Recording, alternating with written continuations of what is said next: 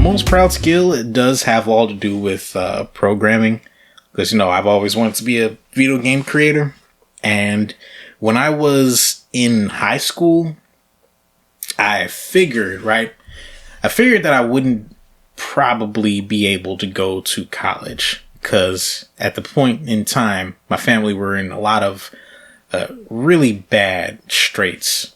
So I thought, I'm looking around for all these colleges. None of these colleges offer video game making as a course because it wasn't accepted. Wasn't there yet, It wasn't accepted as a valid discipline. Yeah. 2007. Yeah, 2007 era. We old.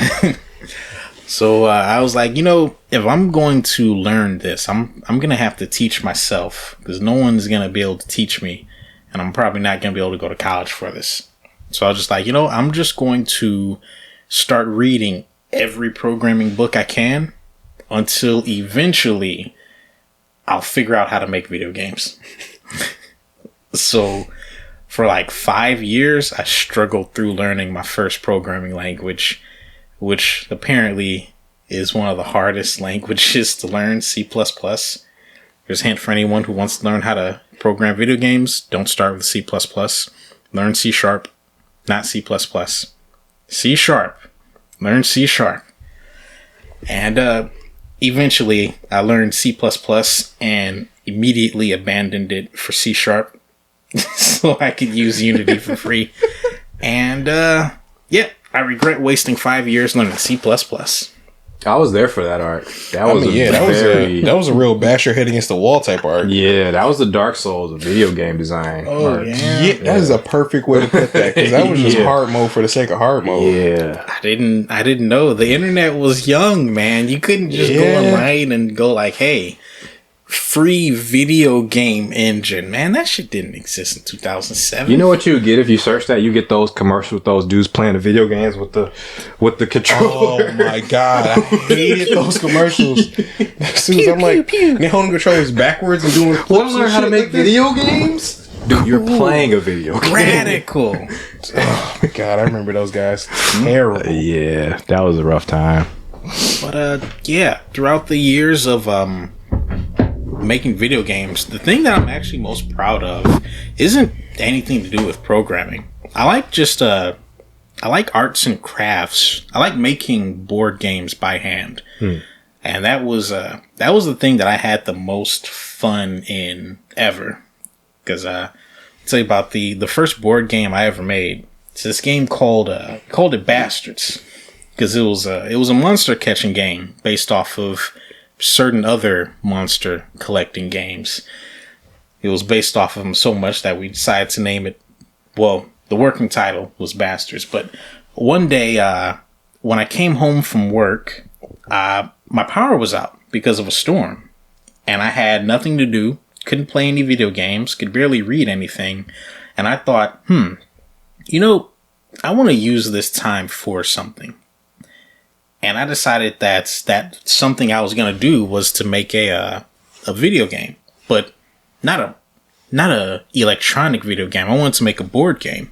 So the next day when I went to work, I just bought all the tools that I needed to make a board game, just a pen and paper board game. And when I came home that night, I just sketched it out, drew everything up, typed up a whole bunch of, wrote up a whole bunch of rules, and I made my first board game, and it was very fun when I had my friends play it.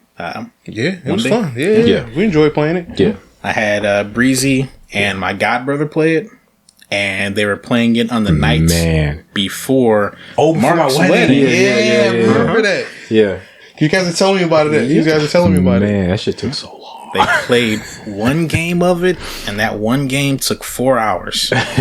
We didn't finish. They didn't finish, and I learned that you should probably have a little bit less health than what causes a 4-hour game.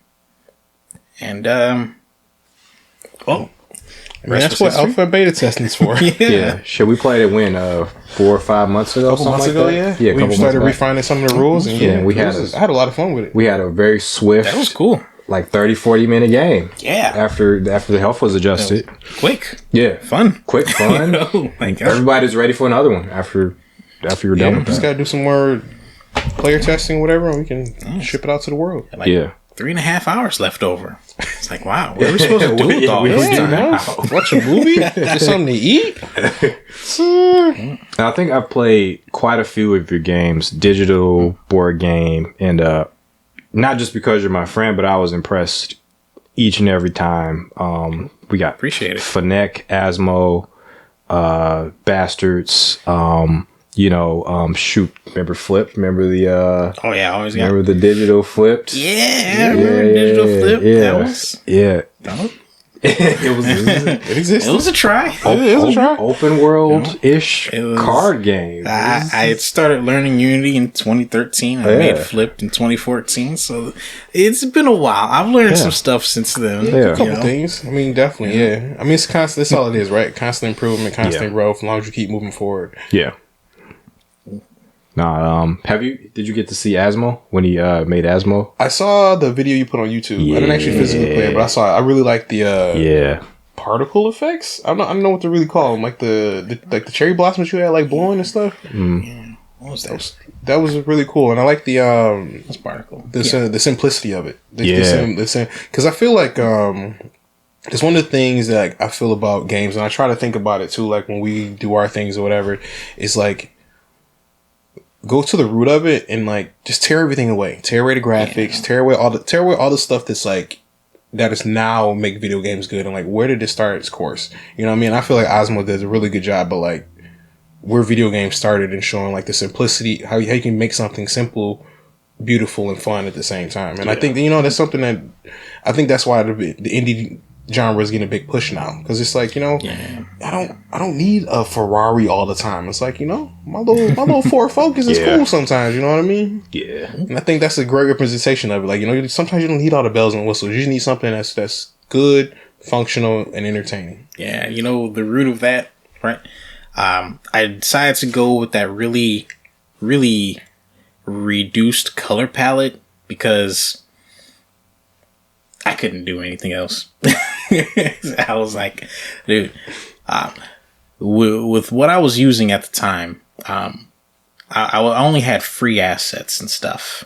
And I was like, these free assets, they're all right, but they're not good enough. They're not cohesive enough because they're made by a whole bunch of different people. Right. So I was like, I need to somehow make my own assets, but I didn't have the expertise to really make it look meaningful, right?